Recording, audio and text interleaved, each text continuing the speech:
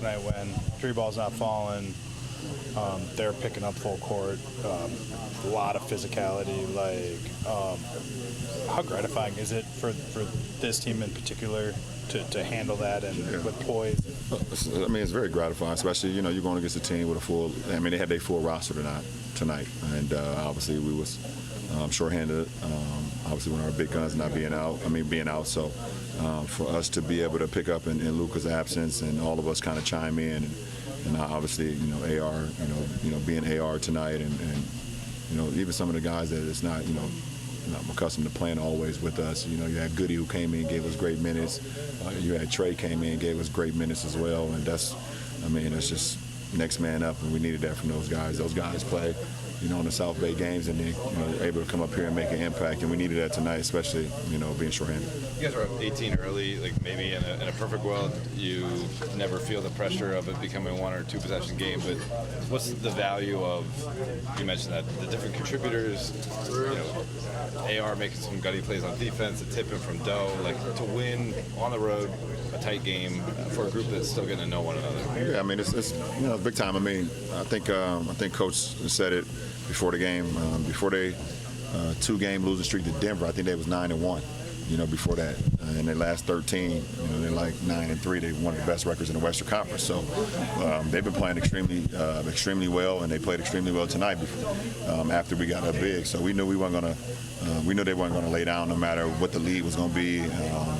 But to have the poise and the gritty plays, like you said. 1 second. Dodo getting that tip in at the end of the shot clock after AR's miss. AR getting the charge in transition on Jeremy Grant, then getting another strip on Jeremy Grant. No, not this trip. Why? JJ talked about this a little bit, and Dave asked, why are you still doing this? You're 40 years old, made a lot of money in this league. Why? I still love the game, and I still got a lot to give to the game, give to my teammates, give to this league. For why I'm here, I don't have much time left. So, while I'm here and to the end of time, I'm going to try to give what I got when I'm out on the floor. So why? It's just the love of the game.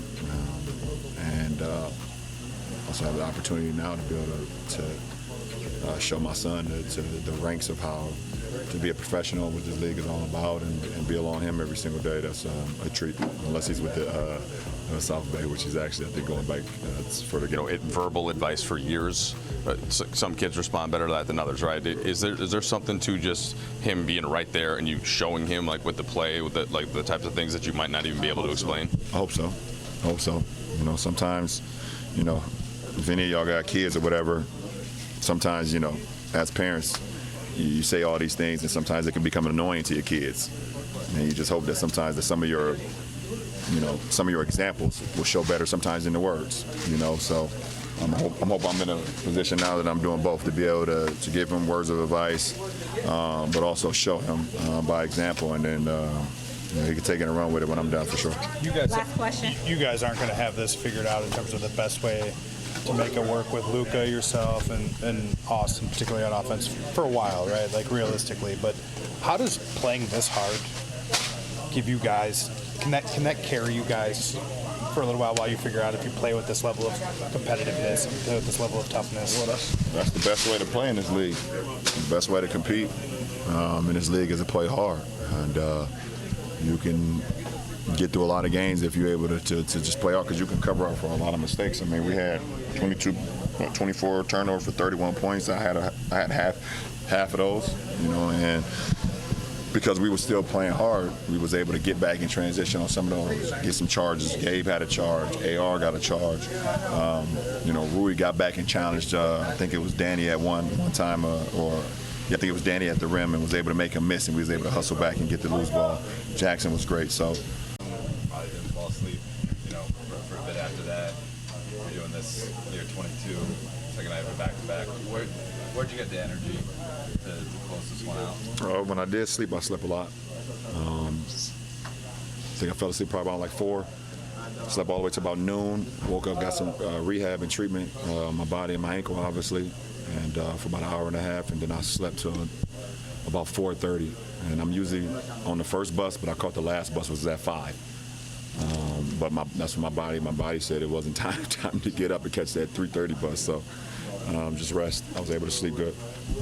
Not to follow up too specifically on sleep, but like a lot of people struggle to fall asleep. You put forth a tremendous amount of physical energy. Like, is it easy for you to fall asleep? Are there certain things that you do to when you know you need an extra little bit?